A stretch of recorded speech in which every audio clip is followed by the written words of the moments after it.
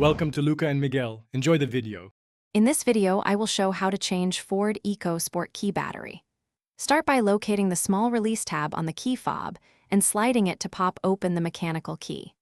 Use a small flat tool to pry the fob halves apart gently, exposing the battery. Remove the old CR2032 and note its orientation, then insert the new CR2032, snap the halves closed, and test the remote immediately. Make sure your workspace is well lit and uncluttered so you can see the tiny release tab clearly. Lay the soft cloth down to prevent scratches and open the CR2032 package only when ready. Keep the mechanical key removed and within reach, and avoid touching the battery surface with bare fingers.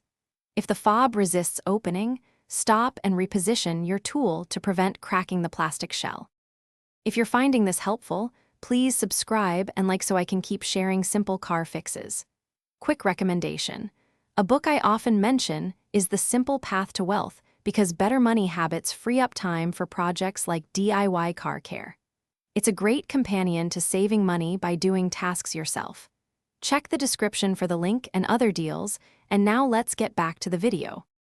With the fob open and the old CR2032 removed, align the new battery exactly as the old one sat so polarity matches. Press the battery gently into its holder until it clicks or sits flush, then realign the fob halves and press them together until you hear the snap.